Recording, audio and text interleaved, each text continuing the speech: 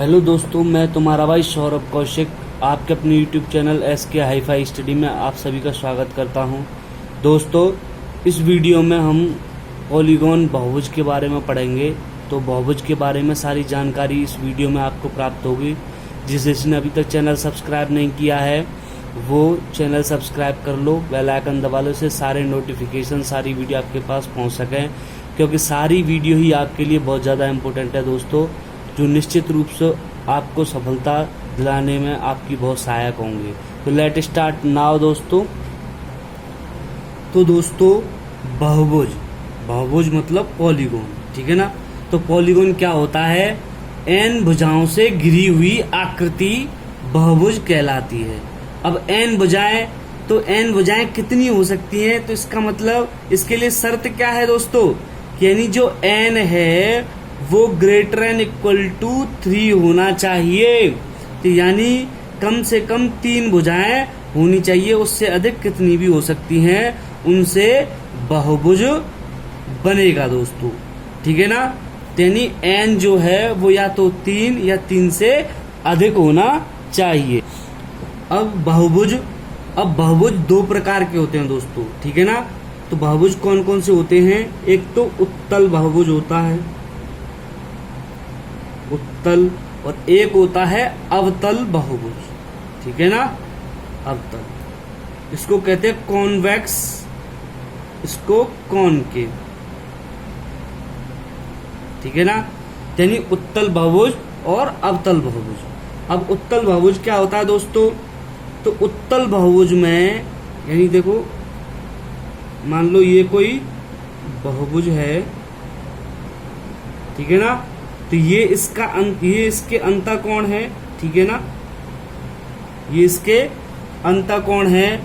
यानी उत्तल बहुभुज में बहुभुज के सभी अंतःकोण जो हैं वो 180 से कम होते हैं दोस्तों, ठीक है ना। यानी अगर सारे अंतःकोण 180 डिग्री से कम हैं तो वह बहुभुज कैसा कहलाएगा? उत्तल बहुभुज कहलाएगा, ठीक है ना। और अब अवतल बहुभुज क्या होता है दोस्तों? यानी अवतल बहुभुज में कम से कम एक अंतःकोण, ठीक है ना। जैसे मान लो तुम्हारे पास है कोई बहुभुज इस टाइप का, ठीक है ना, ये वाला, ठीक है ना। तो ये इसमें अंतःकोण है, ये भी और ये भी अंतःकोण है, ठीक है ना। तो इसमें कम से कम एक अंतःकोण जो है वो 180 से अधिक होगा, बाद बाकी सभी 180 से कम होंगे। तो कम से कम 2 भी इसमें 180 से अधिक हो सकते हैं, लेकिन कम से कम एक जो अंतःकोण है वो 180 से अधिक होगा दोस्तों। अब किसी भी उत्तल बहुभुज के लिए अगर हम उत्तल बहुभुज के सभी अंतःकोणों का योग लें, तो यानी उत्तल बहुभुज के सभी अंतःकोणों का योग निकालने के लिए क्या फॉर्मूला होता है? 2n-4 × 90, ठीक है ना। जहां n क्या है? भुजाओं की संख्या दोस्तों, n क्या है? भुजाओं की संख्या, ठीक है ना। इसे हम किसी भी उत्तल बहुभुज के सभी अंतःकोणों का योग निकाल सकते हैं, ठीक है दोस्तों। अब जैसे उत्तल बहुभुज है तुम्हारा इस टाइप का, ठीक है ना। तो इस बहुभुज में सभी अंतःकोणों का जो ये अंतःकोण है इनका जो योग होगा वो 2n-4 × 90 फॉर्मूले से निकाल सकते हैं, ठीक है ना। अब ये 6 है, यानी ये 6, यानी मान लो अब ये तुम्हारा षटभुज है, ठीक है ना। 1 2 3 4 5 6 भुजाएं हैं, तो n का मान यहाँ पर कितना हो जाएगा दोस्तों? 6 हो जाएगा, ठीक है ना। अब आता है सभी बाह्य कोणों का योग। यानी सभी बाह्य कोणों का जो योग होता है वो 360 डिग्री होता है, ठीक है ना। अब जैसे मान लो तुम्हारे पास ये चतुर्भुज है, तो चतुर्भुज का ये बाह्य कोण, ये बाह्य कोण, ये वाला और ये वाला, यानी इसका और इसका, यानी इन चारों का जो योग होगा वो 360 डिग्री होगा दोस्तों, ठीक है ना। तो सभी बाह्य कोणों का योग कितना हो जाता है, 360 डिग्री, ठीक है ना। अब इसमें यानी किसी भी बहुभुज में एक अंतःकोण ले लिया और एक ये बाह्य कोण ले लिया, तो यानी अंतःकोण और बाह्य कोण दोनों का योग, यानी ये स्ट्रेट लाइन बन गई एक, तो स्ट्रेट लाइन बन गई तो अंतःकोण और बाह्य कोणों का योग कितना हो जाएगा, 180 डिग्री हो जाएगा, क्योंकि स्ट्रेट लाइन यानी सरल कोण या रिज कोण बन जाता है, ठीक है ना, 180 डिग्री बन जाता है, ठीक है ना। तो यानी ईच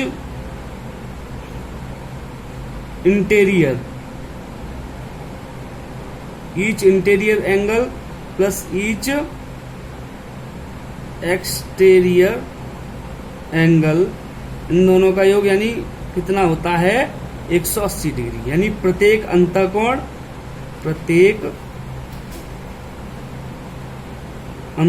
और प्रत्येक बाह्य कोण यानी प्रत्येक अंतःकोण और बाह्य कोण का जो योग होता है वो 180 डिग्री होता है दोस्तों, ठीक है ना। अब किसी भी बहुभुज में अगर बात की जाए विकर्णों की संख्या की, यानी किसी भी बहुभुज में कितने विकर्ण हो सकते हैं। विकर्ण क्या होता है, यानी किसी भी बहुभुज के सम्मुख शीर्षों को मिलाने वाली जो रेखा होती है वो क्या कहलाती है, विकर्ण कहलाती है। अब जैसे मान लो तुम्हारे पास ये है तो एक चतुर्भुज है, तो यानी सम्मुख शीर्ष ये वाला और ये वाला, इसको मिलाने वाली भुजा यानी ये क्या हो गई, इसका विकर्ण हो गई दोस्तों, ठीक है ना।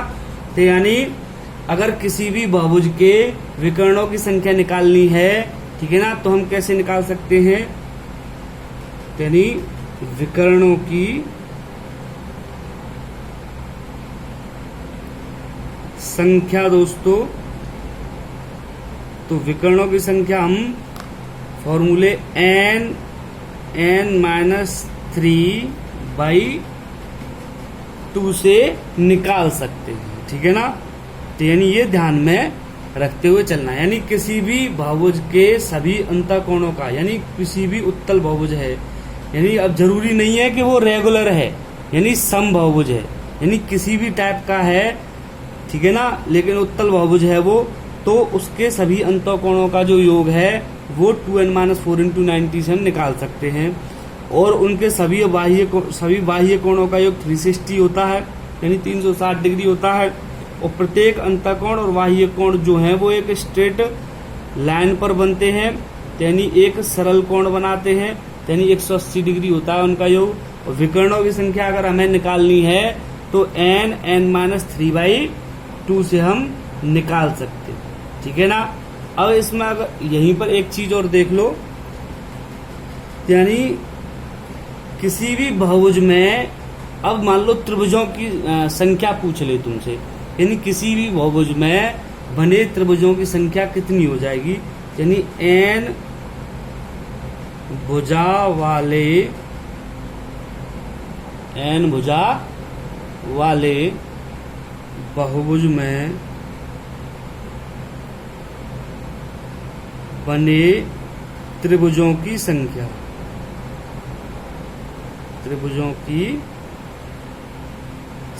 अगर दोस्तों तुम्हें पता करना है, ठीक है ना, तो उसके लिए भी एक फॉर्मूला है कि n में से 2 घटा दो, ठीक है ना, n में से 2 घटा देना है बस, ठीक है ना। तो आप इसका स्क्रीनशॉट भी ले सकते हो दोस्तों। यानी किसी भी n भुजा वाले बहुभुज में अगर त्रिभुजों की संख्या निकालनी है तो वो n-2 यानी भुजाओं की संख्या में से 2 घटाकर निकाली जा सकती है। अगर विकर्णों की संख्या निकालनी है तो n-3/2 से निकाली जा सकती है दोस्तों। आई होप ये समझ में आया होगा। आगे देखते हैं दोस्तों समबाहुभुज, ठीक है ना। तो समबाहुभुज क्या होता है, समबाहुभुज ऐसा बहुभुज होता है जिसकी प्रत्येक भुजा, ठीक है ना, जिसकी प्रत्येक भुजा और प्रत्येक अंतःकोण यानी बराबर होते हैं, यानी जिसकी प्रत्येक भुजा बराबर होती है आपस में और प्रत्येक अंतःकोण भी आपस में बराबर होते हैं दोस्तों, ठीक है ना। तो यानी समबाहुभुज क्या होता है, ऐसा बहुभुज जिसकी प्रत्येक भुजा तथा प्रत्येक अंतःकोण आपस में बराबर होते हैं वो कैसा बहुभुज कहलाता है दोस्तों? समबाहुभुज कहलाता है। ठीक है, आई होप ये समझ में आ गया होगा। ठीक है ना। तो समबाहुभुज जैसे तुम्हारा समबाहु त्रिभुज हो गया। ठीक है ना, समबाहु त्रिभुज, और तुम्हारा वर्ग हो गया दोस्तों। ठीक है ना।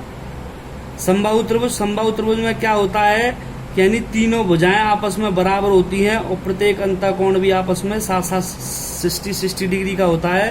प्रत्येक अंतःकोण भी आपस में बराबर होता है। इसी प्रकार वर्ग में क्या होता है कि वर्ग में भी चारों भुजाएं बराबर होती है, प्रत्येक अंतःकोण 90 डिग्री का होता है। समपंचभुज है, समषष्ठभुज है दोस्तों, यानी ये किस टाइप के? समबाहुभुज कहलाते हैं। ठीक है ना।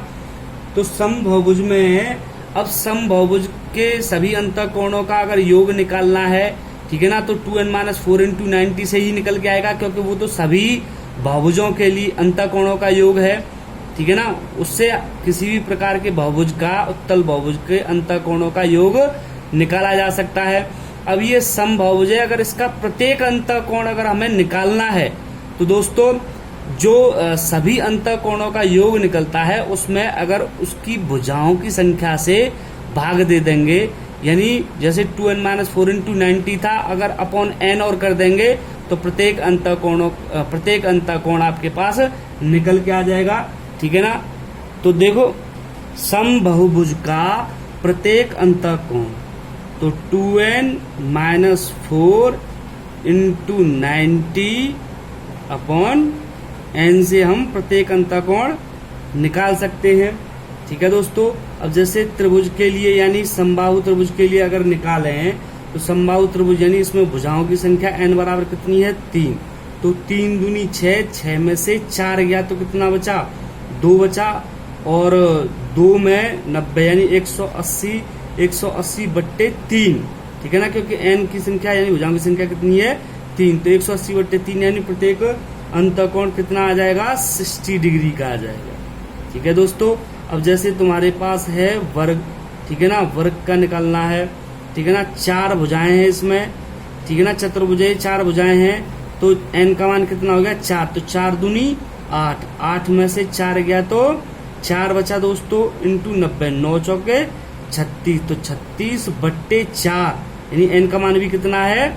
4। ठीक है दोस्तों। तो यानी 360 में अगर 4 का भाग देंगे तो कितना आ जाएगा?